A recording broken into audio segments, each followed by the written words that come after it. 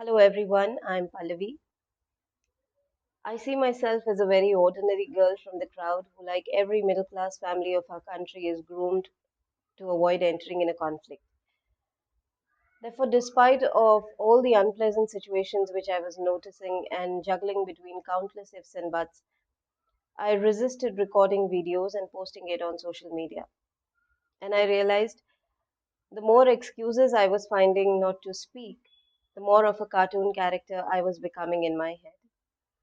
Right now, my mind is in my heart, and there is this invisible force which is pushing me to speak.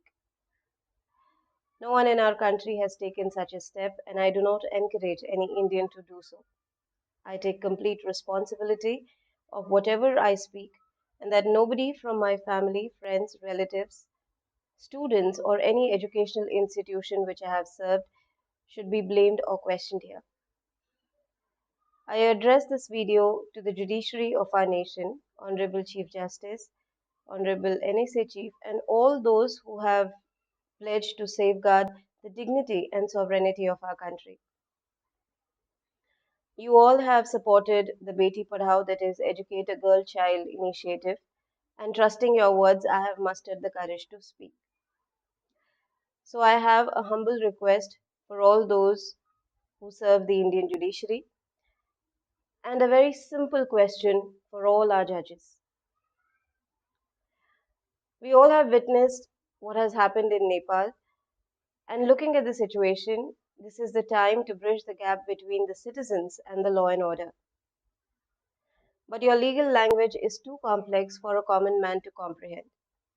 So before I begin, I want you all to know that I understand that there is a hierarchy and a discipline that needs to be obeyed. But I request you to patiently watch my video so that you understand why I have taken such a step. Let me clarify that I do not hold any animus or prejudice in my heart for political parties, religious beliefs, or any community. I represent the field of education, and looking at the challenging situations that we are facing in India and overseas, I feel this is a time for all of us to be mindful. I know I will be questioned, and I just want to let you know that I'm ready for it. दुनिया का सबसे बड़ा लोकतांत्रिक देश यानी भारत 26 जनवरी और 15 अगस्त के celebration के अलावा हम में से ऐसे बहुत लोग हैं जिन्हें ये नहीं समझ में आता कि देशभक्ति पेट्रियोटिज्म इसे एक्सप्रेस कैसे करते हैं। फीलिंग्स तो खैर हम सब में है। मैंने कहा एक्सप्रेस कैसे करते हैं ये नहीं समझ में आता। ज्यादा से ज्यादा हम क्या करते हैं, नेशनल एंथम सुन लिया तो खड़े हो जाएंगे, फ्लैग का कभी डिसरिस्पेक्ट नहीं करेंगे। हम जानते हैं कि हमारे यहाँ बहुत करप्शन है, और ना तो हम पॉलिटिशियन है ना सोशल वर्कर, है एक कॉमन मैन। तो जो काम हम करते हैं बस वही सही ढंग से कर लिया जाए, तो मुझे नहीं लगता इससे अच्छा कोई कंट्रीब्यूशन हो सकता है। मैं भी वही करने की कोशिश कर रही हूँ। तो अगर मुझसे कोई गलती हो जाए तो मुझे प्लीज माफ कर दीजिएगा। मैं प्रोफेशनल नहीं हूँ इस यूट्यूब की दुनिया में।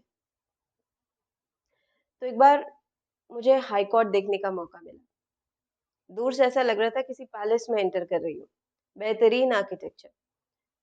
कॉरिडोर से जा रही थी तो मन में आ रहा था कि आज एक लाइव ड्रामा देखने मिलेगा, जैसे मूवीज में होता है वैसे। एक फ्रस्ट्रेटेड वकील, एक नाराज जज। पर ऐसा वहां कुछ नहीं था। कोर्ट रूम में पहले से ही बहुत डिसिप्लिन था। स्कूल की याद आ गई मुझे वहां। ये क्लास कंट्रोल इतना आसान नहीं होता। थोड़ी देर वहां रुकने के बाद मैं चेम्बर्स देखने चली गई। चेम्बर्स जहां लॉयर्स अपने क्लाइंट्स के साथ केसेस डिस्कस कर रहे होते। सब बड़े सयाने से, बड़े होशियार से लग रहे थे, पर पता नहीं क्यों मेरा वहां ज्यादा देर रुकने का मन नहीं किया।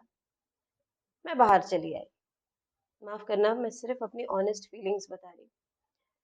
सोच रही थी कि अगर कोई गांव का व्यक्ति होता तो उसे कैसे लगता। ये तो मोबाइल फोन्स के जरिए हमने पहली बार देखा तो सही कि कोर्ट दिखता कैसे है, ट्रायल्स किसे कहते हैं। कुछ वीडियोस मुझे बहुत इंटरेस्टिंग लगी। एक वीडियो जहां जज साहब किसी को डांट रहे थे और कह रहे थे या मत कहो यस कहो, या कहोगे तो बाहर भेज देंगे तुम। मेरा कोई लेना देना नहीं था उस वीडियो से, मुझे बस वो अच्छा लगा। फिर किसी की हियरिंग थी, वो थ्री पीस सूट पहन के आ गए। जज साहब ने उन्हें भी डांट दिया और कहा कि आप रैंप वॉक करने नहीं आए हैं।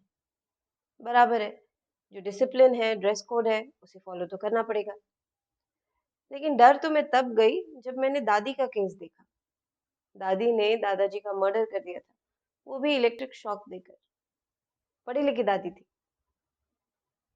मुझे लगा ये नेटफ्लिक्स की जो सीरीज है, ये तो यही लोग देख रहे हैं।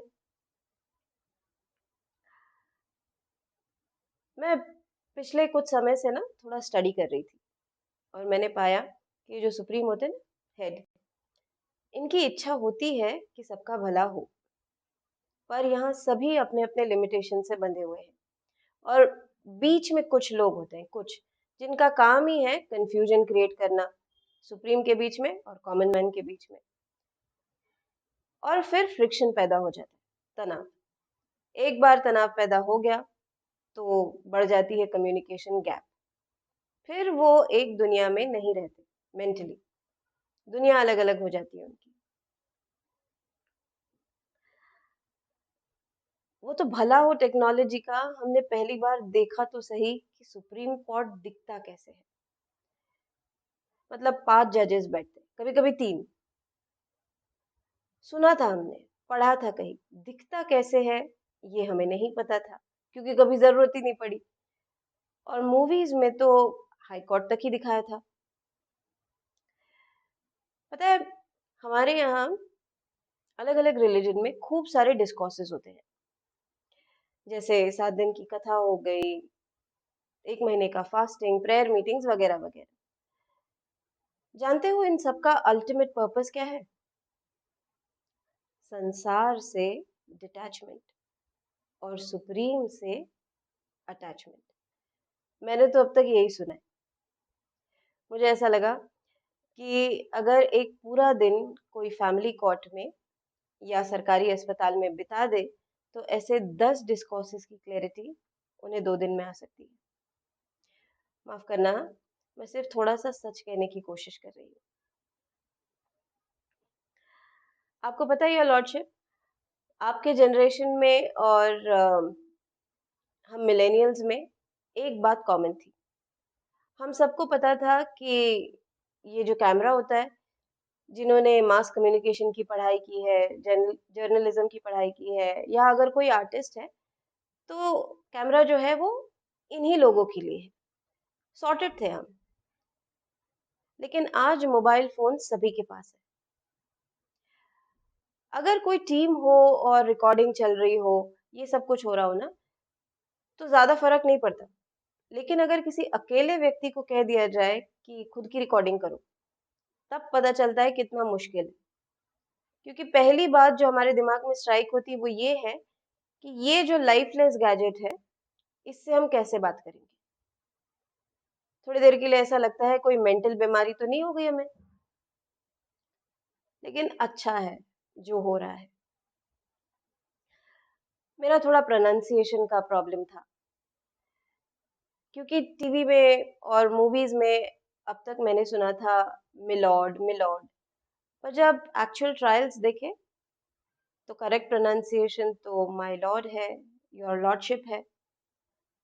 तो आपको तो योर लॉर्डशिप हम कह लेंगे, लेकिन वो लोग जो मेरा ये वीडियो देख रहे हैं, इन्हें मैं क्या कहूँ। हमारी कंट्री में ना बहुत लोग फिल्मी हैं।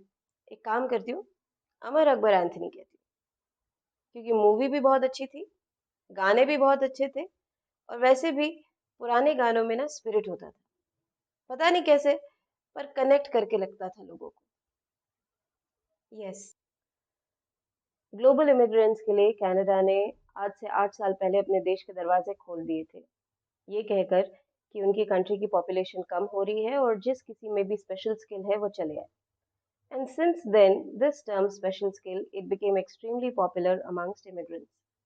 पर उन्होंने सीधे रास्ते बुलाया था। एक अजीब सा स्पेशल स्किल हमारे देश की सड़कों पर भी देखने मिलता है। गाड़ी का नंबर प्लेट देखकर ये बता देना कि वो व्यक्ति कैसा होगा या उसका ड्राइविंग सेंस कैसा होगा।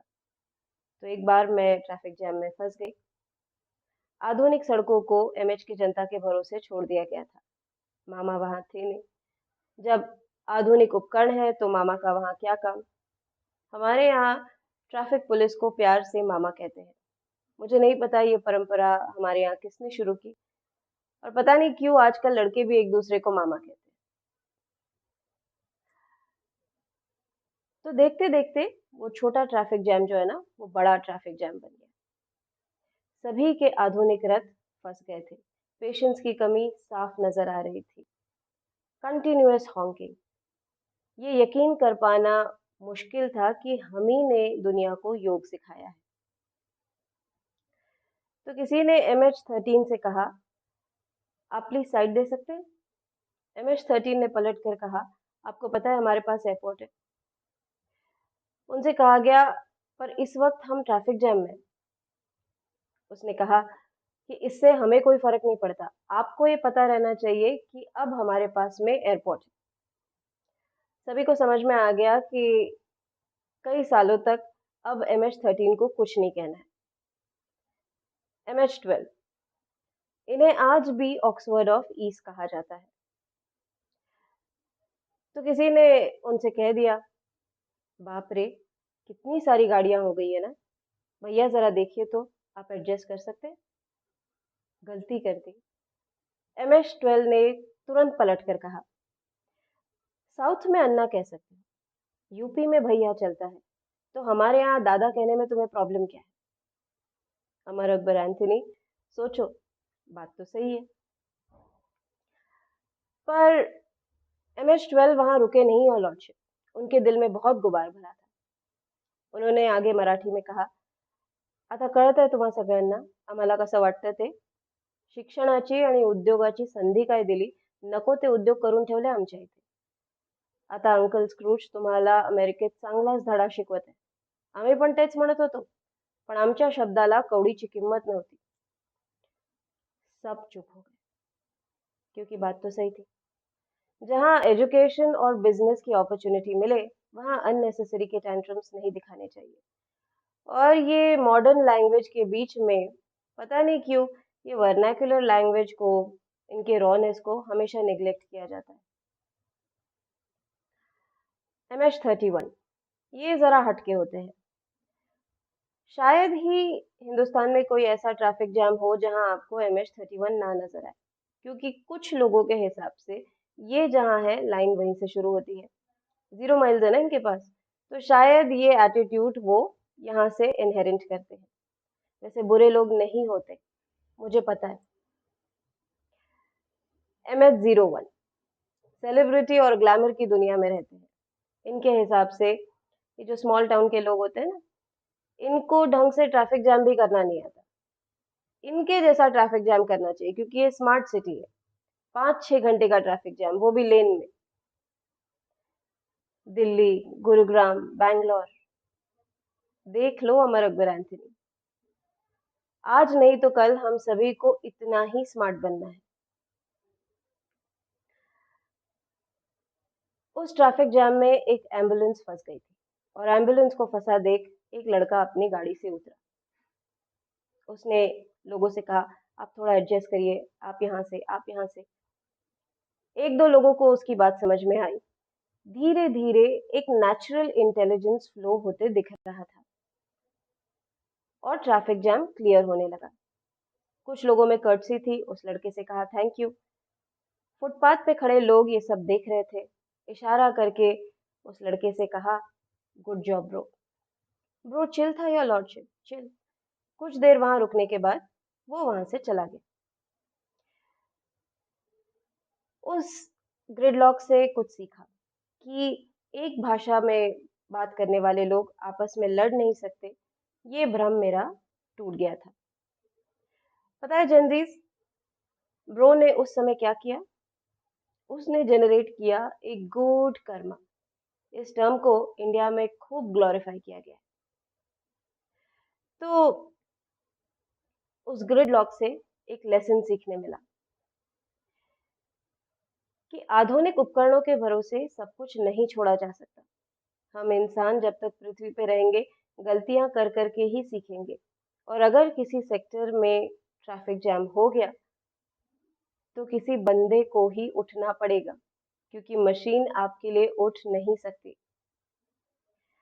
आपस के मनमुटाव कब झगड़े का रूप ले ले, हम बता नहीं सकते, और झगड़ा कब लड़ाई का रूप ले ले, ये भी नहीं बता सकते आजकल। समझे अमर अकबर एंथोनी? आजकल अमर अकबर एंथोनी महीने के 2 बजट्स बनाते हैं, एक रेगुलर राशन का बजट, दूसरा मेडिसिन के राशन का बजट। एक वाकया मुझे याद आ रहा है, हमारे जो परिचित थे वो कुछ दिनों के लिए यूएस रहने गए। वहाँ उन्हें डिपार्टमेंट से एक कॉल आया ये कहकर कि जहाँ से उन्होंने फ्रूट्स और वेजिटेबल्स खरीदे थे, उन्होंने वो फ्रूट्स खाए तो नहीं, उनकी तबीयत तो ठीक है।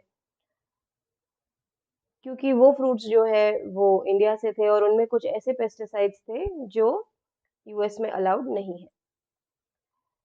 तो उनकी फार्मिंग पॉलिसीज और हमारी फार्मिंग पॉलिसीज में डिफरेंस है। और जो मिडलमैन होते हैं, जो आजकल बहुत इंपोर्ट एक्सपोर्ट प्रमोट कर रहे हैं, वो ढंग से क्लैरिटी देते नहीं हैं हमारे फार्मर्स को, इससे उनका काफ़ी नुकसान हो जाता है। और एक बार अगर उनका नुकसान हो गया तो आपको पता है वो कैसे एक्सट्रीम स्टेप्स ले लेते हैं। और इन्हीं हरकतों के कारण जो ये कंट्रीज़ दोनों कंट्रीज़ में जो सिटिज़न्स हैं ना, उनमें रिफ्ट्स बढ़ती रहती है। एक वाक़या मुझे और याद आ रहा है, एक बार मेरी स्टूडेंट मेरे पास आई ये कहकर कि ma'am I want to know about this particular medicine. बहुत परेशान, बहुत दुखी थी वो, और वो परेशानी आज हिंदुस्तान के लाखों घरों में है। ना सिर्फ हिंदुस्तान बल्कि दुनिया के कोने-कोने में काफ़ी सारे लोग इस परेशानी से जूझ रहे हैं। परिवार के किसी एक सदस्य को ड्रग एडिक्शन हो जाता है and the entire family has to suffer. हमने देखा उस मेडिसिन के बारे में, वो मेडिसिन तो बैन हो चुकी थी, वो इंडिया की भी नहीं थी। तो फिर डॉक्टर ने ये मेडिसिन क्यों प्रिस्क्राइब की? और इस स्टूडेंट का कहना था कि जब वो मेडिसिन उनके फैमिली मेंबर ने खाई, उनमें बिहेवियरल चेंजेस हुए, वो वायलेंट हो गए और इस बच्ची पे हाथ उठाया। ये जो आप ओवरसीज में देख रहे हैं ना, यंगस्टर्स ज़ॉम्बीज़ की तरह सड़कों पर, जिसे आप कहते हैं अपोकलिप्स, हमारे यहाँ भी आजकल देखने मिल रहा है। तो कुछ लोग ना अपने ट्रीटमेंट के लिए डॉक्टर के पास गए। फिर उसके बाद उन्होंने कुछ ऐसी मेडिसिन्स खा ली जिससे उनकी बॉडी जो है वो डिटोरेट होना स्टार्ट हो गई and they lost their senses. तो ये बातें वो किससे कहेंगे? पेंडेमिक के बाद हमारे यहाँ मीडिया अलग-अलग तरीके से हमें डरा रही है। ऐसे डिजीजेस के नाम लेती है, सिम्पटम्स के बारे में बात करती है जिसके बारे में हमने कभी सुना भी नहीं। ऐसे कुछ सिमिलर इंसिडेंट्स हमारे भी यहाँ हुए। कर्नाटका की एक न्यूज़ शायद मैंने देखी थी जहाँ पे कॉलेजेस के बाहर मेडिसिन का रैपर है पर उसमें ड्रग्स बेचे जा रहे हैं। अमर अकबर एंथोनी बहुत ब्लाइंडली डॉक्टर्स पे ट्रस्ट करते हैं। जो डॉक्टर्स प्रिस्क्राइब करते हैं वो मेडिसिन वो खा लेते हैं। लेकिन हमारे यहाँ भी अचानक से 50 मेडिसिन्स बैन कर दी गई। तो मुझे तो याद नहीं कभी आपको आपके डॉक्टर से या हॉस्पिटल से कॉल आया हो कि अगर ये फलाना-फलाना मेडिसिन आपके मेडिसिन बॉक्स में है, तो आप इसे तुरंत डिस्ट्रॉय कर दीजिए। कॉम्पेंसेशन, सॉरी लेटर, ऐसा कभी हुआ है आपके साथ? वर्धा में 10 लाख की नकली दवाइयाँ पाई गई। अब वो लोगों ने खा भी ली। देखिए, ऐसा लगता है कभी-कभी हिंदुस्तान पे कोई पैच टेस्ट कर रहा है, स्पेशली रिमोट गाँव में। आई डू अंडरस्टैंड कि हमारी ज्योग्राफी बहुत डाइवर्स है and because of this diseases can vary. लेकिन एक सिमिलर किस्म का पैटर्न अगर आपको नजर आने लगे तो महाराष्ट्र के एक रिमोट गांव में अचानक लोगों के बाल झड़ना शुरू हो गए। जब किसी ने पर्सनल इनिशिएटिव लिया तो पता चला रीजन पेस्टिसाइड्स है। एमपी के गांव में खूब सारे लोग बीमार हो जाते हैं, ट्रीटमेंट के लिए वो नागपुर आते हैं। नांदेड़ में अचानक 24 बच्चों ने अपनी जिंदगी गंवा दी। मंत्री जी आए, सवाल पूछे गए, मेडिसिन थी पर उन्हें दी नहीं गई। केरल में, पंजाब, हरियाणा, अलग-अलग रिमोट गांव में आज लोगों को कैंसर हो रहा है। बात ये है ना, कैंसर बनाना आ गया है लोगों को और फिर दवाइयां बेची जाती है। और जो ये हरकतें कर रहे हैं, हम उन्हें शेरवानी पहना रहे हैं। क्या आपको पता है, इन्हीं लोगों पर ओवरसीज में ट्रायल्स शुरू हो चुके हैं कोर्ट में, पर हमें यहाँ कोई फर्क नहीं पड़ रहा। तो जब मैंने कश्मीर की एक न्यूज़ पढ़ी, जहाँ फिर से 17 लोगों ने एक साथ अपनी ज़िंदगी गँवा दी, आर्टिकल में पढ़ा तो रीज़न था पेस्टिसाइड। ऐसे कैसे पॉसिबल है? क्योंकि इन सभी के लिए जो है ना सैंक्शंस लगते हैं। है हमारे पास ऐसे ऑर्गेनाइजेशंस जो इन्हें सैंक्शंस प्रोवाइड करते हैं। And you cannot sell a medicine in the market unless and until it goes through a proper clinical research. Cough syrups की बात हम सभी को पता है, कैसे बच्चों ने अपनी जिंदगी गंवा दी। तो अगर प्रेसिडेंट ट्रंप ने 100% टैरिफ्स इंडियन फार्मास्यूटिकल्स पे लगाए तो क्या बुरा किया। देखिए, हमारे पास लड़ाई के लिए 100 टॉपिक्स हैं, लेकिन अगर अमर अकबर एंथनी एक साथ कभी इस टॉपिक पे बात कर पाए तो बहुत अच्छा होगा, क्योंकि जिस दिन उन्होंने ऐसे मुद्दों पे सवाल पूछना शुरू कर दिया ना, तभी चेंजेस हम देख पाएंगे। दूसरों पे दोष लगाने से कुछ नहीं होने वाला। यस। अगर आपने 70s 80s की कोई मूवी देखी हो तो डॉक्टर्स अपने साथ कैरी करते थे एक वुडन वैनिटी बॉक्स या तो एक ब्रीफ केस जिसमें होती थी कुछ दवाइयाँ, इंजेक्शन, स्टेथोस्कोप, प्रिस्क्रिप्शन पैड और कोई तो एक लाल दवाई जिसे पी के सभी ठीक हो जाते थे। मैं जानती हूँ पिछले 2 दशकों में मेडिकल साइंस ने बहुत तरक्की कर ली है, लेकिन फिर भी उस समय जब भी कोई डॉक्टर्स, वैद्य, हकीम ये किसी गेट टुगेदर में मिलते, तो इनमें कॉम्पिटिशन नहीं होती थी। They were sorted when it comes to their principles. Give well-being, receive well-being. और आज एक दूसरे को गलत साबित करने के लिए क्या कुछ नहीं कर रहे हैं। I'm not wrong if I say that a lot of people they have lost respect for medical professionals. And because of growing unethical practices in this field, it appears more like a cursed profession today. जो काम teachers, doctors, environmentalist, scientist, NGOs ये मिल के नहीं कर पाए, वो काम एक वायरस ने कर दिखाया, जो दिखता भी नहीं। हम सबको समझाया value of oxygen, but we had to pay a huge price to learn a simple lesson. सुना है एक और वायरस तैयार हो रहा है हमें एक बड़ा लेसन सिखाने के लिए, क्योंकि हमारा पहला लेसन जो था ना वो कच्चा रह गया था। Rise your hands Amar Akbar Anthony if you have lost your loved ones during pandemic. कुछ समझ में भी आ रहा था क्या क्या हो रहा है? टेरर अटैक तो नहीं कहोगे तुम इसे, है ना?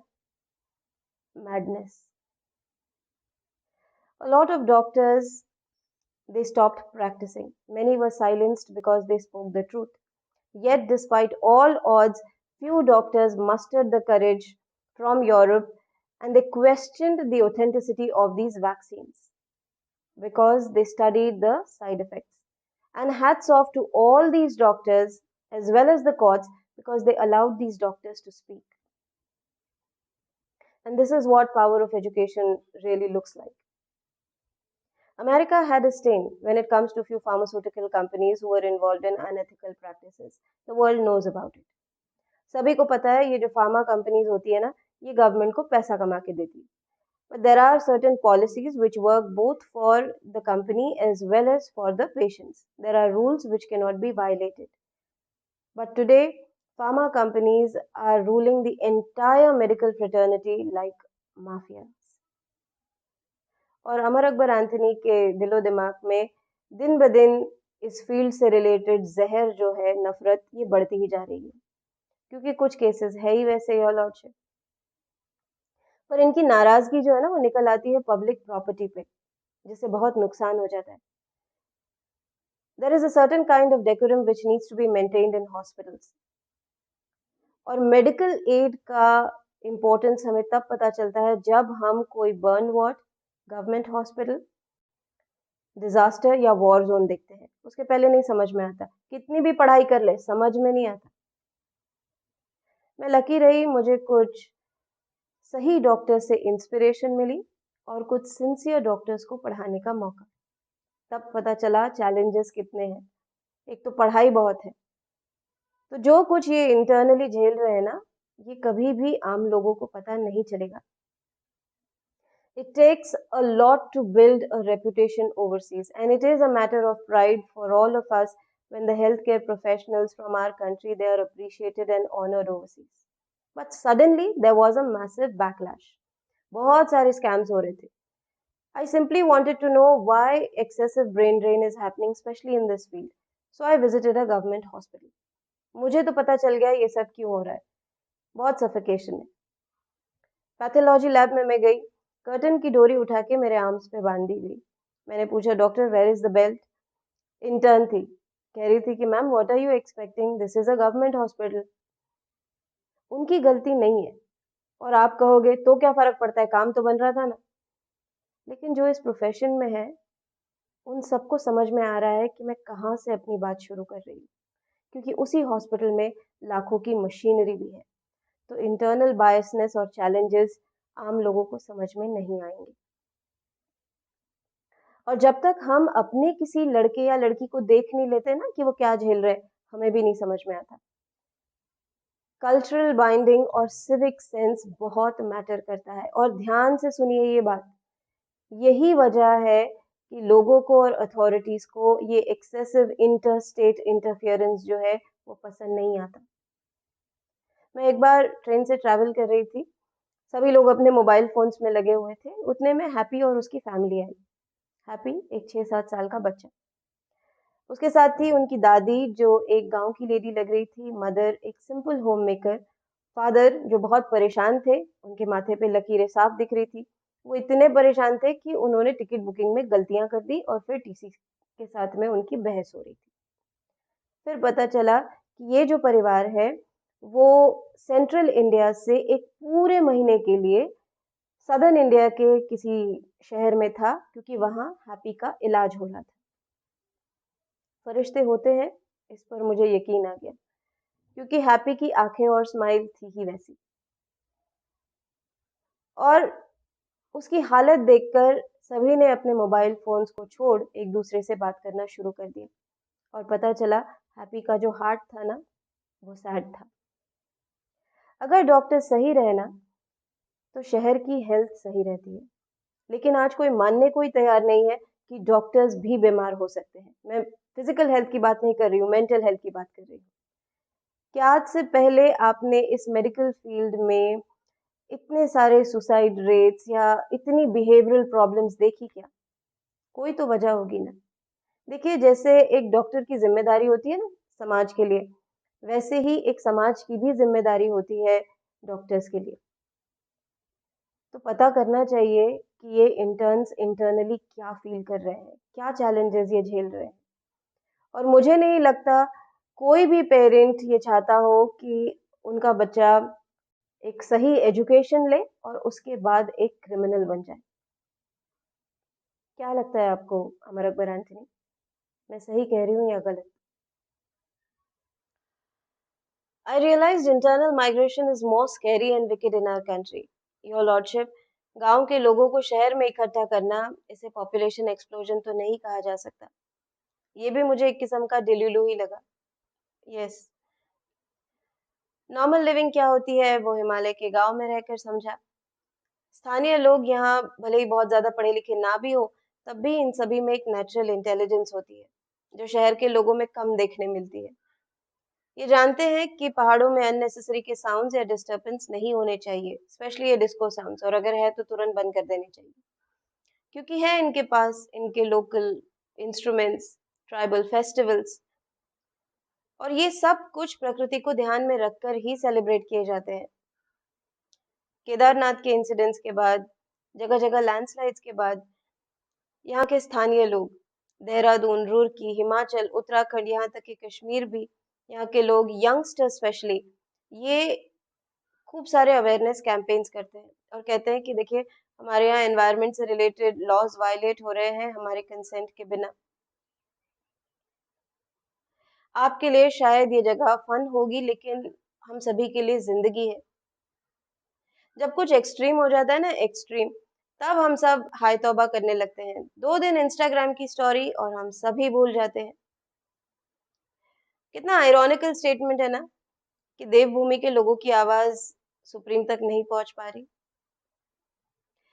जब मैं उन ऊंची पहाड़ियों पे गई, तब एक बहुत स्ट्रांग वॉइस मैंने सेंस की थी। वो वॉइस कह रही थी कि दीज माउंटेन्स आर सेक्रेड, यहाँ डिस्टर्बेंस ठीक नहीं। These mountains are really fragile your lordship.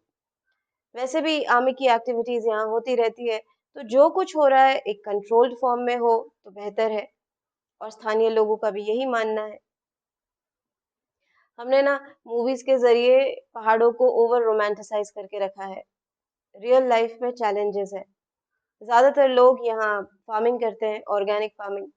Weather erratic होता जा रहा है, बच्चों की स्कूल्स रेगुलरली हो नहीं पाती, पलायन बहुत बड़ा मुद्दा है। ऐसी जगहों से पलायन ठीक नहीं, योर लॉर्डशिप। हमने टीवी सीरियल्स और मूवीज के जरिए सभी को कन्विंस करके रखा है कि यहाँ डिवाइन बीइंग्स रहते हैं, वो भी अपने नेचुरल हैबिटेट में। ठीक है, सीक्रेट बुक्स भी है आपके कोर्ट में, मैं जो भी कहूँगा सच कहूँगा। तो ये सब कुछ हमने टीवी में और मूवीज में देख रखा है, लेकिन यकीन आपको तब आने लगता है जब यहाँ आप स्थानीय लोगों के साथ रहते हैं, क्योंकि इनके नजरिए से सब कुछ यहाँ प्रकृति स्वरूप ही है। इनका मानना है कि हर पहाड़ी पे शक्ति का वास होता है, और धीरे धीरे आपको भी यकीन आने लगता है कि वो ऐसा क्यों कहते हैं। There is a certain kind of truthfulness in the spirits of these indigenous people. आदरणीय चंद्रचूड सर, तुमच्या फॅमिलीची एक फोटो मीडियामध्ये खूप व्हायरल झाली, ती म्हणजे गणपती पूजनाची. किती लोकांनी त्याच्यावर टीका टिप्पणी केली. नॅशनल न्यूज, इंटरनॅशनल न्यूज, तिथेही तुम्हाला प्रश्न विचारले गेले. पण जेव्हा तुम्ही म्हटलं होतं ना, God finds the way, I believed you. कारण इतक्या मोठ्या डायव्हर्सिटीला जे खऱ्या अर्थाने जोडून ठेवू शकते, ती मात्र सद्बुद्धीच आहे. नुकतीच आपण दिवाळी साजरा केली, आणि दिवाळी पूजनात एक फोटो असते, ती म्हणजे सरस्वती माता, लक्ष्मी माता आणि गणपती बाप्पाची. आता भाव स्वरूप त्या फोटोत मला भारताचा नक्षा दिसत होता. सरस्वती स्वरूप म्हणजे आपलं दक्षिण भारत, महालक्ष्मी स्वरूप म्हणजे सेंट्रल इंडिया, उपजाऊ जमीन, फायनान्शियल कॅपिटल, ग्लॅमर. पण बुद्धी स्वरूप म्हणजे आपले mountain ranges, northern belt, Himalaya. डोळे सगळ्यांकडे असतात, पण दृष्टी हे हिमालय देतो. अख्ख्या जगाला माहिती आहे की हिमालयात गुरु ताकद आहे. खूप लोकांना वेगळे वेगळे अनुभव आले आहेत. किती चांगले चांगले पुस्तकं लोकांनी लिहिली आहेत. एकदा तरी त्यांचं मत विचारायला पाहिजे. खऱ्या अर्थाने ही जागा मेडिटेशन आणि प्रकृतीच्या अभ्यासासाठीच आहे. दुर्गा पूजन झालं, गणपती पूजन झालं, पण मी माझ्या मनातनं यांचं विसर्जन नाही करू शकत आहे. माझ्या मनातले बाप्पा म्हणत आहे की जे तू हिमालयात शिकली, ते जाऊन जे निर्णय घेऊ शकतात त्यांना एकदा तरी जाऊन सांग. That if you disturb the mountains, you disturb the winds. If you disturb the winds, you disturb the rains. If the rains are disturbed, the entire agriculture suffers, and there is a tremendous loss of the resources. आपण पाहत आहोत हे सगळं. मी म्हटलं Bappa English, Bappa म्हणे हे पहा, common sense आणि wisdom हे प्रत्येक भाषात हे सारखंच असतं. ह्या पॉलिटिकल टॉम अँड जेरीसाठी ना फार्मर्स सुसाईड हा नेहमीचाच मुद्दा असतो. माऊली, आत्महत्या नको करू माऊली. डिक्शनचा पण फरक पडतो. पाऊस वेळेवर नाही आला की हे शेतकरी बेडूक फ्रॉग्स यांचं लग्न लावून देतात आणि वेगळे वेगळे सोपस्कार करतात. ठीक आहे, यांना सगळ्यांना वाटतं की माऊलीच्या इथे प्रेशर पडलं कर्जाचं तर ते आत्महत्या करतात. एकदा मी ज्या वैज्ञानिक दृष्टिकोनाने तुम्हा सगळ्यांना समजावून सांगितलं, ते एकदा प्लीज पहा तरी. खरंच वाटत आहे का तुम्हाला सुसाईड? अरे बाबा, जमिनी आहे यांच्याकडे. See, farmers are extremely important for us from international diplomacy point of view. I feel after Punjab, Haryana might suffer. ये जो इतने सारे पेड़ काटे गए ना, अपने आप तो नहीं गिरे थे ये हिमालयन रेंजेस में। सॉइल इरोजन के बारे में हम सभी ने पढ़ रखा है। तो इतने सारे पेड़ जो काटे गए और पल भर में ये जो सहज लोगों के घर जो नष्ट हो गए ना, इन सब बेवकूफियों के पीछे जो लोग हैं, मुझे नहीं लगता इनके रिश्ते कभी टिक पाएंगे। ऐसा कहना नहीं चाहिए, पर कर्स जो है वो इनके लीनिएजेस तक पहुंच गया है। यस। डोल सर, आपकी शौर्य की कहानियां तो दुनिया जानती है। पहाड़ी ऊर्जाओं की मेहर है आप पर। हमारे यहाँ ये कहा जाता है कि सही तजुर्बा पुरानी हवाओं को पहचानने की ताकत देता है, और यही महसूस करने की जो शक्ति है वो ये और आने वाली पीढ़ी को सही दिशा में चलने की मदद भी करती है और उन्हें हर हाल में सुरक्षित भी रखती है। Dear sir, you know it very well that every physically and mentally strong person has weaknesses. It's normal because it's human. But the society that we live in, expressing vulnerability is seen as a matter of shame and can be often used against us. So, when I saw the visuals of our fellow citizens, especially the students who were suffering in the gridlock overseas, something within me got distorted. At times, it is difficult to express the new feelings which we are experiencing. I decided to calm down and understand the dynamics. And today I know exactly what they are going through. A mark of proper learning and development is valuing goodwill.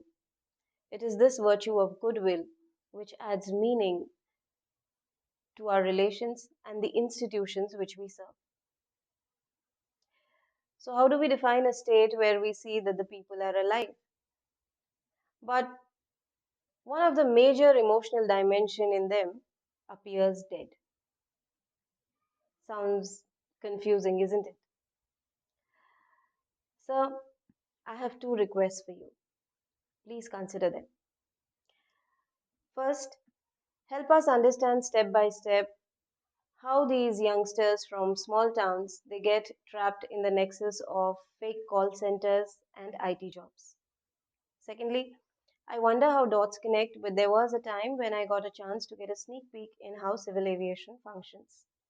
Something happened during that time which I witnessed, and then I saw these ripple effects not only in the core aviation sector, but various training institutes, hospitality, tourism,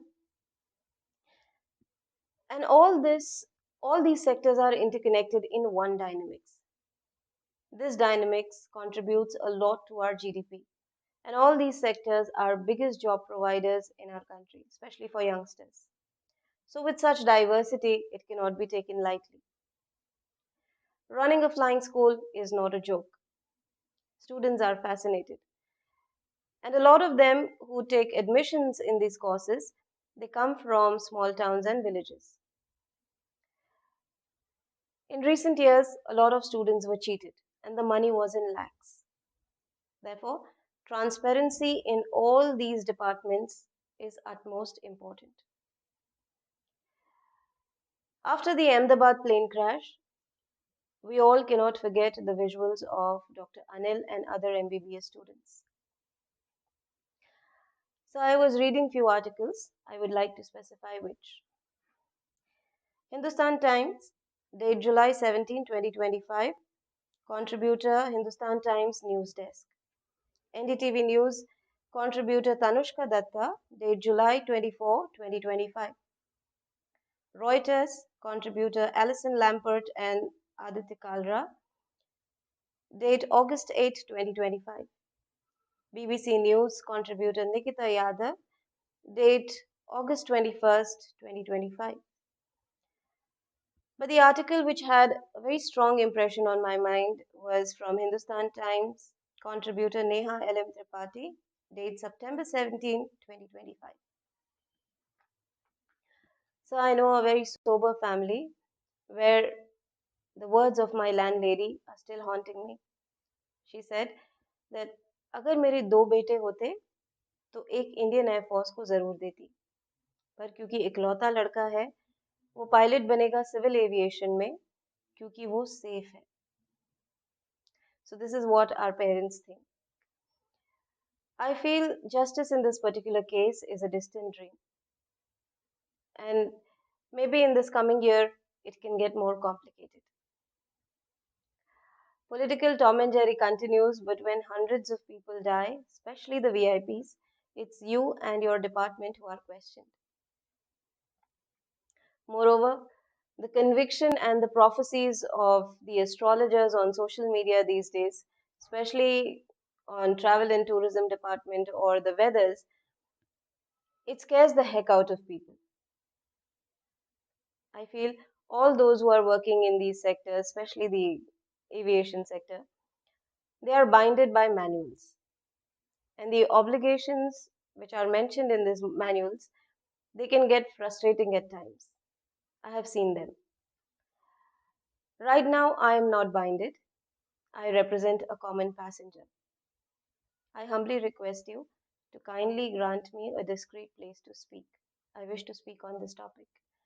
And if possible, I also request one or two Indian Air Force pilots who have completed their international sorties, preferably batch 2008, 8, 9, and 10, if they can join and share their inputs.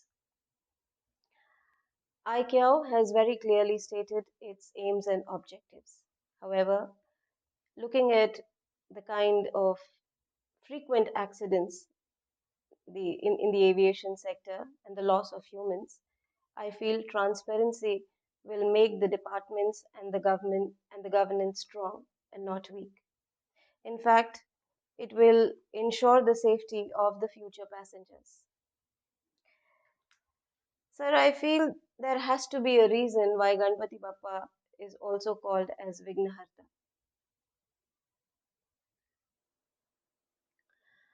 यूं तो आज़ादी हमें 1947 में मिल गई थी, पर एक नया सवेरा देखने के लिए पूरे 79 ईयर्स लगे हमें। पंजाब में लड़कियों ने बुजुर्गों के लिए एक स्कूल शुरू की है। पता नहीं अमर अकबर एंथनी ने कब ये भ्रम पाल लिया था कि हमें तो सब आता है। कुछ वक्त के लिए ना मैं जरा एलिस इन वंडरलैंड हो गई थी और बहुत ही लिमिटेड लोगों में उठना बैठना था। तो जब गेट टुगेदर्स होते थे तो रैंडम टॉपिक निकल आता था इमिग्रेशन से, तो मैंने किसी को कहते हुए सुन लिया। पहले उन्होंने टेक ओवर, फिर हमने टेक ओवर। जब ये शब्द सुना ना मैंने, टेक ओवर, तो मुझे समझ में आया कि काफी सारे लोगों को डार्क रियलिटीज के बारे में पता नहीं है। मैं कुछ यंग राइटर्स को एडमायर करती हूँ, तो इनके सोशल मीडिया पोस्ट भी जब मैंने देखे तब मुझे लगा कि मीडिया का इन्फ्लुएंस आज लोगों पे ज्यादा है। जब डिपोर्टेशन हुए तब मैं बहुत कुछ कहना चाहती थी, लेकिन उस वक्त मुझे खुद को कॉग्निटिव इश्यूज हो गए, सेंटेंस कंस्ट्रक्शन से रिलेटेड, स्पीच से रिलेटेड, प्रोनाउंसिएशन। तो जब हमें पता चल जाए कि हमारे साथ टेक्निकल डिफेक्ट हो रहा है, तो बेटर है कि शांत रहा जाए। So I was reluctant to speak. और सभी की लाइफ में डार्क फेजेस आते हैं। But one fine day I got a call from a parent and she said that Pallavi, president Trump is taking all wrong decisions. पूरे students के नाक में दम करके रखा है उन्होंने। All I could gather was that a lot of people, especially Indian parents, they do not know what exactly was happening. देखिए, जब इंटरनेशनल बॉर्डर से रिलेटेड कोई लॉज वायलेट करता है ना, वो खुद के साथ साथ देश का भी नुकसान कराता है। लेकिन यहाँ थोड़ा ट्विस्ट है। जब आप एक पूरे ऑर्डर को डिस्टॉर्ट करने की कोशिश करते हैं ना, तो लाखों लोगों का नुकसान कैसे होता है आप देख रहे हैं। हमारे देश से हजारों स्टूडेंट्स ये ओवरसीज पढ़ने गए और उनके साथ फ्रॉड्स हुए।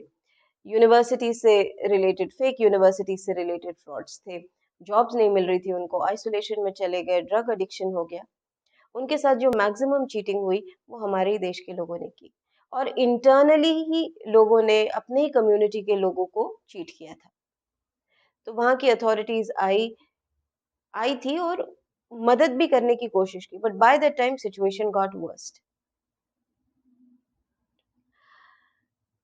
ये जो आप आइस रेड्स देख रहे हैं ना, उस समय हमारे यहाँ के एजेंट्स ने और कंसल्टेंसीज ने बल्क रिक्रूटमेंट में ज़्यादा इंटरेस्ट दिखाया, 10,000 employees are needed overseas, 5,000 employees are needed. तो क्या हो गया कि काफ़ी सारे लोग अपनी ज़मीनें बेच के चले गए, लोन लिया और वहाँ जाने के बाद उनके साथ धोखे हुए। तो जब अथॉरिटीज़ ने उन्हें वार्निंग दी और फिर उसके बाद डिपोर्ट किया गया, तो आपको वो एक पहलू सुना रहे हैं कहानी की, दूसरा पहलू आपको पता नहीं। Many Indians were caught in gruesome crime. गलतियां होती रहती है, but when elderly people when they are caught in dirty act, उसे आप क्या कहोगे?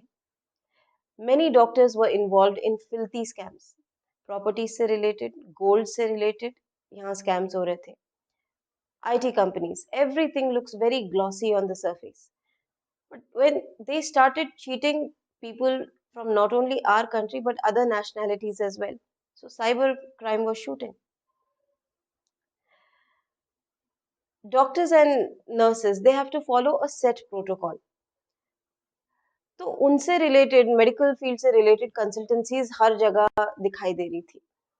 पता नहीं पेपर वर्क में क्या गलती हुई और काफी सारे नर्सेज और डॉक्टर्स को डिपोर्ट भी किया गया। लेकिन उनका उनके नंबर्स इतने ज्यादा थे कि they were involved later in multiple medical scams. जब प्रेसिडेंट ट्रम्प ने ग्रीन कार्ड से रिलेटेड बात करनी शुरू की, so the entire internet and national television, they portrayed him as a villain, but they were not ready to show the dark sides. हमारे देश के न जाने कितने Indian couples, they rush to the hospitals for forced C-section, और ये news publish हुई 26 जनवरी को। तो 6 मंथ्स में, 7th मंथ में फोर्स डिलीवरी करा रहे हैं बच्चे की, उससे कोई फर्क नहीं पड़ता इन्हें कि बच्चों को कॉम्प्लिकेशंस हो जाएंगे, लेकिन एनी हाउ सिटीजनशिप इन्हें बाहर की चाहिए थी, ओवरसीज की चाहिए थी। ये जो आप ओवरसीज में इतने सारे लोग देख रहे हैं ना प्रोटेस्ट जो कर रहे हैं, one of the major reason was dependent visa. तो काफी मिसयूज हुआ था इसका। उन्होंने हमारे कल्चर को कभी गलत नहीं कहा, but when environment laws related to environment were violated and when cultural demonstration started, that's when people started to speak। और ये सब आप इंटरनेट पे देख ही रहे होंगे, ये पूरा बैकलैश हुआ। हम हमारे रिचुअल्स के बारे में बहुत बातें करते हैं दुनिया में, but we were the first one to betray our wedding vows।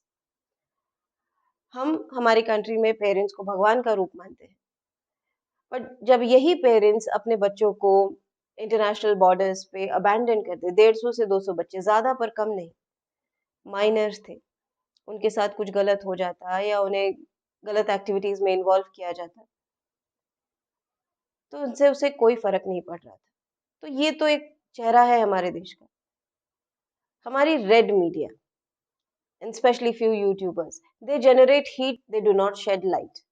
तो ये थंडर आइज दिखाना, प्रोवोक करके रखना, डिसीविंग टाइटल्स देना अपने वीडियोस पे।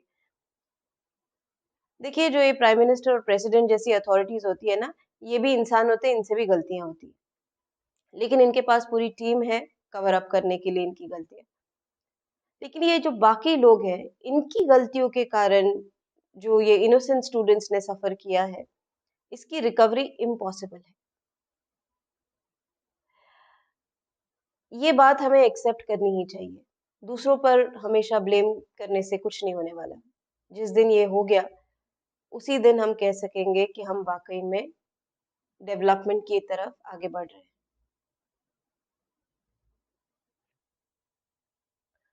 हम सभी जानते हैं कि कोर्ट में एक ऑर्डर ऑफ डिसिप्लिन फॉलो किया जाता है, जहां प्यून से लेके सुप्रीम कोर्ट के जजेस तक रोज ये हिंदुस्तान का कोई बहुत अच्छा चेहरा तो नहीं देखते। समाज अपनी तकलीफें लेके इनके पास आता है। सुप्रीम की तकलीफों से समाज का कोई लेना देना नहीं, पर फिर भी समाज की तकलीफों को जहर की तरह पीकर इनमें अमृत बांटने का काम ये जजेस करते हैं। न्याय अमृत ही तो है, वरना क्यों कोई इनके दरवाजे तक आता? लाखों लोगों को विश्वास है इन पर। तो जब कोई इतनी ऊंचाई से कुछ कहता है ना, जैसे हमारे सीनियर एडवोकेट्स, जजेस, चीफ जस्टिस, तो अमर अकबर एंथनी इन्हें बहुत ध्यान से सुनते हैं, क्योंकि ये जानते हैं कि इतनी ऊंचाई से जो समाज का चेहरा ये देख सकते हैं, वो हम कॉमन मैन के समझ में तो नहीं आने वाला।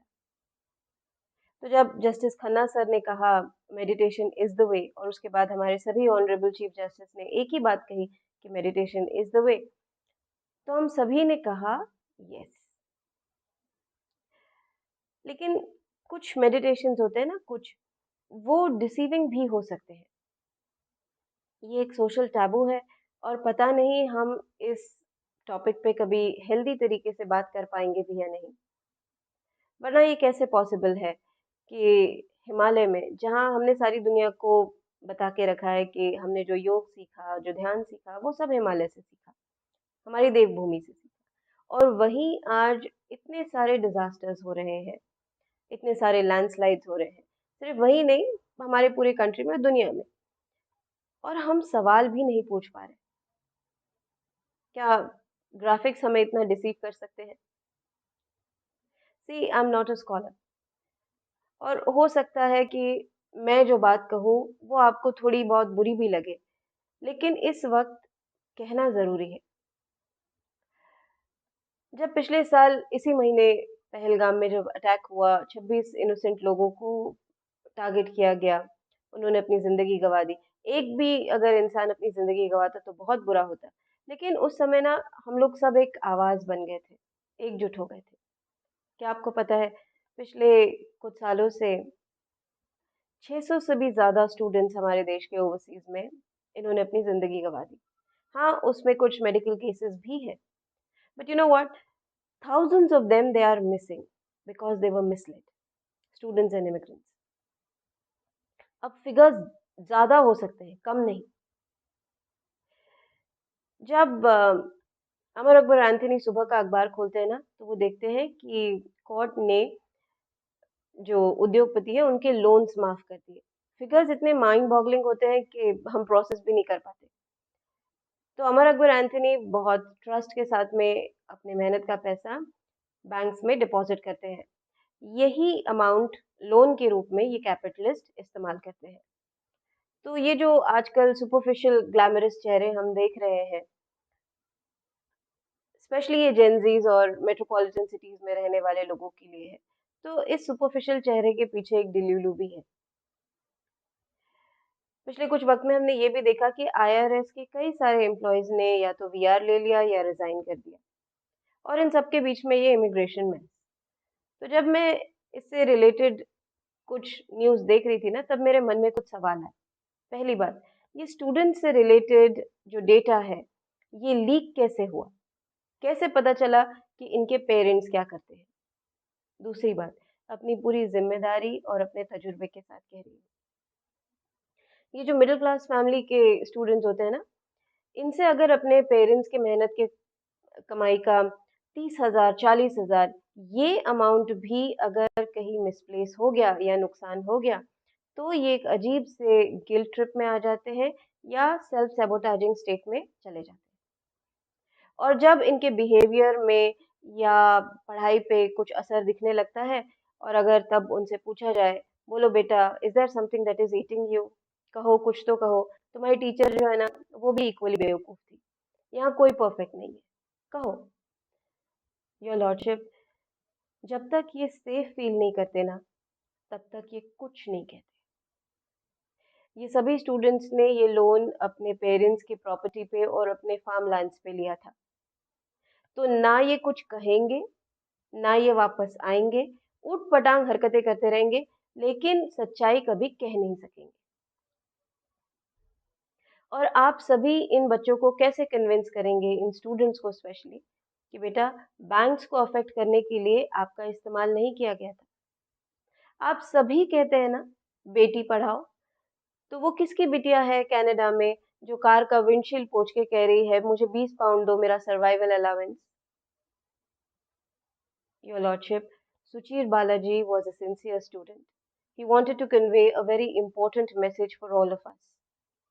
I can encapsulate this entire mess that we see in India and around the world as nothing else but e-commerce gamble. Yes.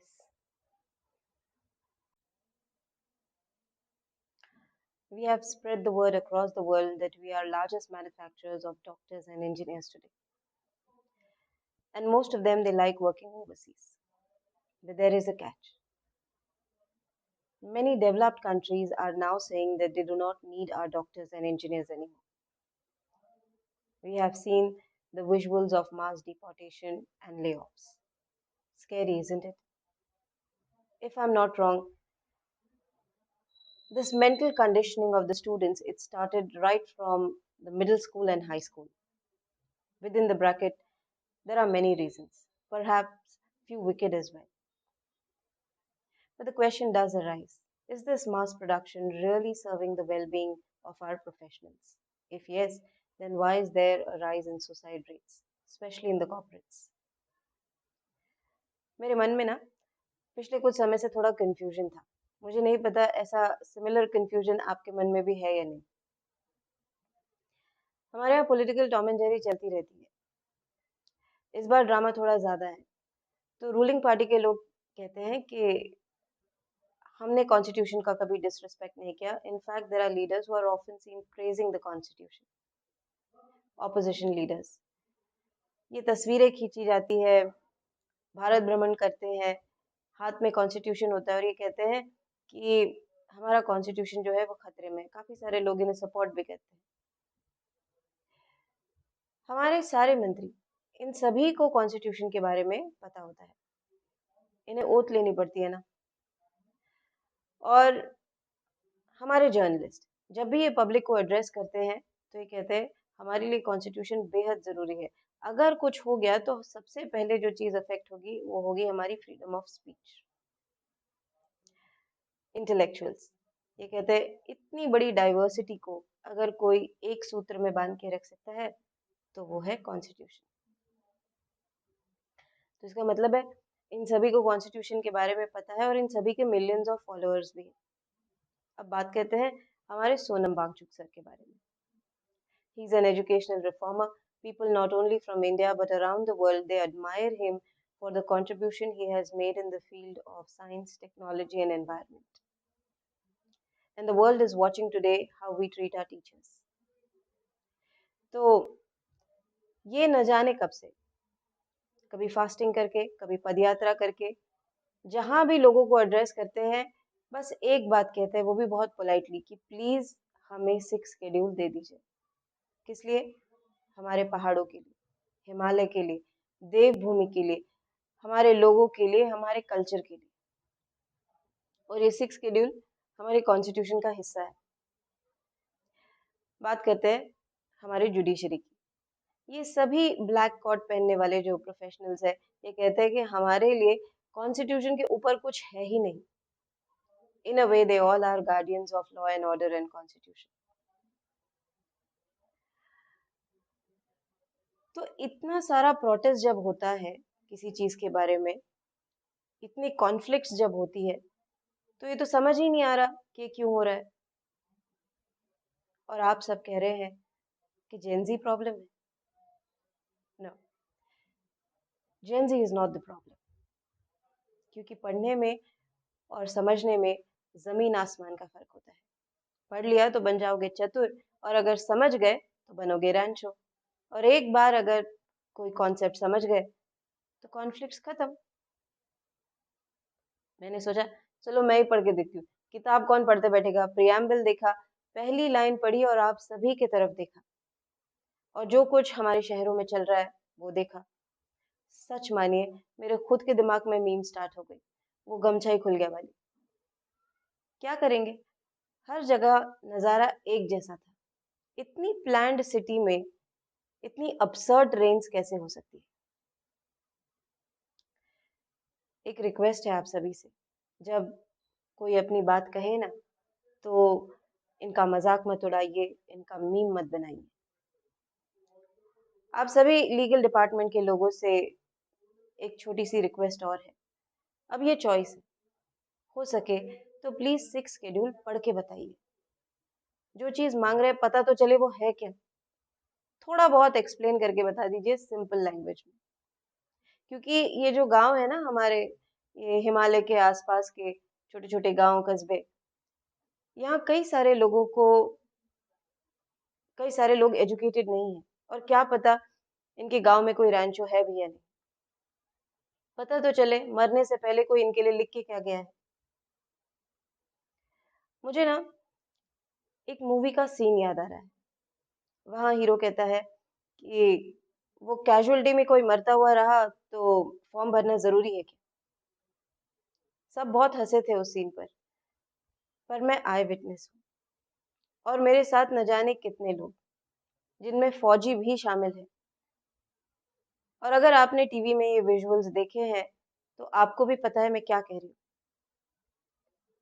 ऐसे वक़्त पे जब एकदम से लैंडस्लाइड हो जाती है, बाढ़ आ जाती है, जैसे केरल में हुआ, उत्तराखंड में, पंजाब, कश्मीर, बिहार, आसाम, ऑलमोस्ट पूरे हिंदुस्तान में ऐसा कुछ हो जाता है, तो आप फॉर्म नहीं भर सकते, कुछ सूझता ही नहीं।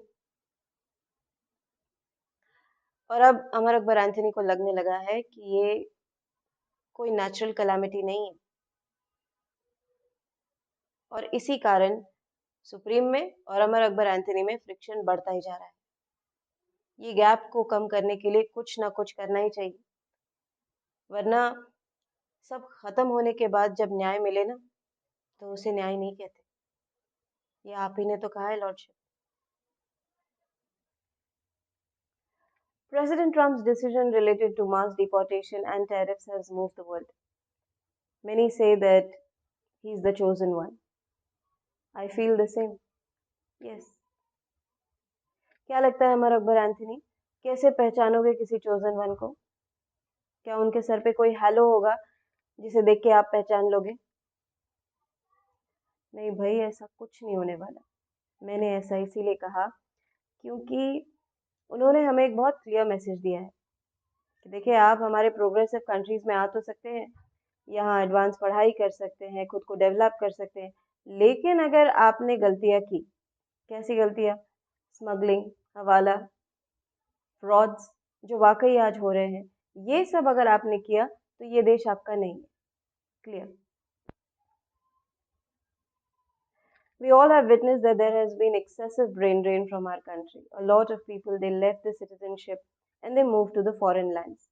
And they did this because the governments of these countries, they use the tax money for the development of the people, where schools and hospitals play a very important role. Honorable members of Indian judiciary, मैंने आपसे कहा था कि मेरा आप सभी से एक छोटा सा प्रश्न है। आप जजेस, जब आप किसी को कैपिटल पनिशमेंट देते हैं, तो वो पेन की निब तोड़ने से पहले आप न जाने कितने सारे एंगल्स से सोचते होंगे। तो शायद उन सभी एंगल्स में एक एंगल ऐसा हो जहां आपके मन में आया हो कि पता नहीं इस इंसान को स्कूल जाने का मौका मिला था या नहीं, क्योंकि अगर सही तालीम मिली होती तो शायद आज वो टेररिस्ट ना होता या इतना बड़ा कोई गुनाह ना करता कि जहां ये पनिशमेंट दी जा रही है। जब ये पनिशमेंट दी जाती है तो उसका अपना एक प्रोसेस है, एक सिग्निफिकेंस है। जिसे पनिशमेंट दी जाती है, उसे नहाने दिया जाता है, उसे खाना खिलाया जाता है, वो प्रेयर कर सकता है और फिर उससे ये भी पूछा जाता है कि उनकी आखिरी इच्छा क्या है। हमारे देश में बच्चों के हाथ में हथियार दे देना, पत्थर देना, ड्रग्स देना, ये सब तो हमने देख लिया है, पर गिरतों को जो संभाल ले उसे कहते हैं पावरफुल स्पिरिट। ऐसे लोगों की कमी महसूस होने लगी है आजकल।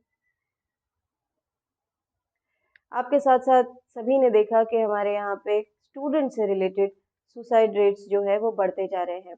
स्कूल की छत गिरने से बच्चों ने अपनी ज़िंदगी गँवा दी। तो ऐसे केसेस हैं, पर पूरे देश में नहीं हो रहे हैं। कुछ-कुछ जगहों पे हो रहे हैं, इन पॉकेट्स ऑफ आवर कंट्री। जब नांदेड़ में एक किस्सा हुआ और टीवी पे लोगों ने देखा कि सरकारी अस्पताल की हालत क्या है, तब लोगों के होश उड़ गए। मैंने खुद ने अपनी लाइफ में सरकारी अस्पताल पहली बार देखा था। तो हमारे यहाँ ऐसे कई लोग हैं जिन्होंने कभी सरकारी अस्पताल और स्कूल देखे ही नहीं और हम कंप्लेन करते हैं कि इतने सारे एम्प्लॉयज जो है वो ओवरसीज क्यों चले जाते हैं, स्पेशली वर्किंग क्लास। यहाँ डेवलप्ड कंट्रीज को दोष नहीं दिया जा सकता। We are the world's largest democracy. हमारे यहाँ खूब सारे धर्म हैं और इन सभी धर्म में होते हैं धर्म गुरु। इन सभी धर्म गुरुओं के भी जो गुरु होते हैं ना, जो खूब ऊंची साधना करते हैं, जो सिद्ध बन जाते हैं, जो बुद्ध बन जाते हैं, वो सभी एक ही लैंग्वेज में बात कर सकते हैं, और वो है डार्कनेस एंड लाइट, प्रकाश और अंधकार। क्राइस्ट ने कहा लेट देयर बी लाइट। तो ये सिर्फ क्राइस्ट ने ही नहीं कहा, जो भी उस ऊंची स्थिति में पहुंचा है सभी ने यही बात की है। Elon Musk, a pioneer when it comes to science, technology, and space research. Millions of youngsters around the world, they consider him as their youth icon. They admire him. Even he said that whatever we are witnessing in our life, it's better to see it as a reflection of darkness and light. Sorted, easy है। तो जब parents या कोई students अपनी बात इस movement में कहे ना, तो अननेसेसरी के कमेंट्स करने की जगह, किसी पर दोष लगाने की जगह सिर्फ ये लिख देना चाहिए लेट देयर बी लाइट, चाहे किसी भी भाषा में हो।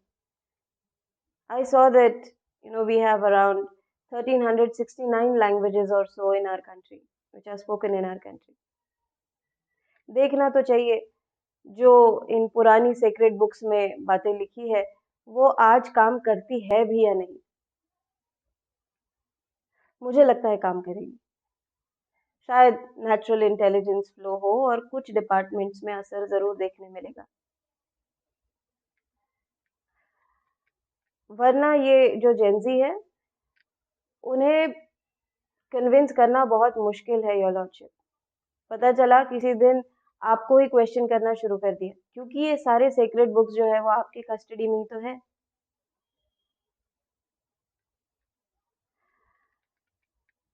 हमारे यहाँ पे चीजें जरा एक्सट्रीम्स में होती है। एक और जो है कॉरपोरेट हॉस्पिटल्स, उसके स्कैम्स, और दूसरी तरफ कहानी दशरथ मांझी की।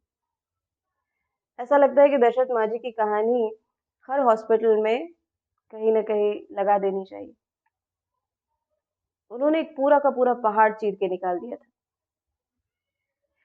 उनके ऊपर एक मूवी बनी जहाँ एक लाइन थी कि आप भगवान के भरोसे बैठे हैं और क्या पता भगवान आपके भरोसे बैठा हो।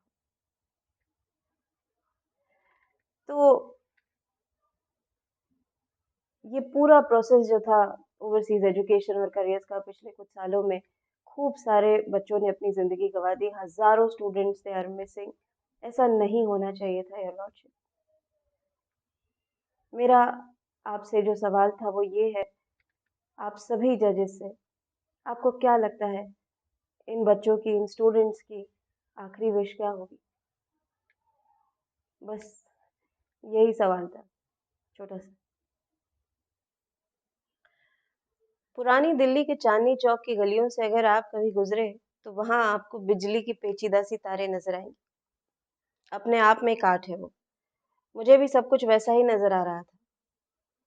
तो ये वीडियो जहां मैंने सारी बिखरी बिखरी बातें की है, और मेरा पहला वीडियो जहां मैंने एक ऑर्डर फॉलो किया है, जब आप ये दोनों वीडियोस को देखेंगे तब आपको एक थोड़ी बहुत क्लैरिटी जरूर आएगी। आसान नहीं है अपनी बात को इस तरह दुनिया के सामने रखना, लेकिन मेरी इंस्पिरेशन कोई सेलिब्रिटी या कोई फिल्म स्टार नहीं, बल्कि एक साधारण सा चरवाहा है। Yes, a spirit of a shepherd from the sacred mountains of Ladakh, Tashi Namgyal. आप सभी को कारगिल वॉर तो याद होगा ना? हमारे बहुत सारे जवान शहीद हुए थे। उनकी रूहें आज भी उन पहाड़ों की रक्षा कर रही है। मेरी बात पे यकीन नहीं आ रहा? देखना है। उस दिन अगर इस चरवाहे ने अपनी बुद्धि का इस्तेमाल नहीं किया होता ना, तो हिंदुस्तान अपनी पगड़ी के साथ साथ अपना सीना भी गंवा चुका था। और आज बदले में हम इस इंडिजिनियस ट्राइब को क्या दे रहे हैं? Your Lordship, even I can see an avalanche that is nearing us, and probably we are not prepared for it. I'm talking about the mental health of our students. I do not have much exposure, but my suggestions will work. I request the senior professors who are working in various universities, if they wish to share their insights, they can please do so. Honorable Chief Justice, NSA Chief, senior advocates, I request you to take all the topics which I have mentioned in my videos under your wings and please assure these youngsters, who we call as the present and future of our country, who are stuck in the gridlock overseas, that all is well. I feel even in these dark times, India can be a ray of hope for millions of people. Miles away, in United States of America, there lived a judge who worked with complete integrity, and his message of kindness and righteousness resonated around the world. Today, Judge Frank Caprio is not with us, but his spirit is guiding a lot of people. I saw a glimpse of what he said in our Indian judiciary. I know your challenges are different, but looking at the current situation, I decided to speak up. I could see that certain issues have really come to an edge. हमारे यहाँ हिंदुस्तान में सभी देवताओं के ऊपर हम शक्ति को मानते हैं और शक्ति कभी भी मजहबी श्रृंगार नहीं देखती, वो देखती है आपके कर्म. So this video, hashtag We the People, is for everyone. People, irrespective of their caste, creed, and nationality, they can be a part of it. But the first honor is for our soldiers and all those who value the dignity of uniform. I wish to read a poem. This poem was written during World War II by a German poet, Martin Niemöller. The words are simple. You can translate it in any language if you want to. So, Gen Zs, please listen. The title of this poem is First They Came. First, they came for the communist, and I did not speak out because I was not a communist. Then they came for the socialist, and I did not speak out because I was not a socialist. Then they came for the trade unionist, and I did not speak out because I was not a trade unionist. Then they came for the Jews, and I did not speak out because I was not a Jew. Then they came for me, and there was no one left to speak out for me. So the message is clear. United, we stand. Divided, we fall. Amar Akbar Anthony, I spoke in 3 different languages in this video. What I'm expecting is common sense.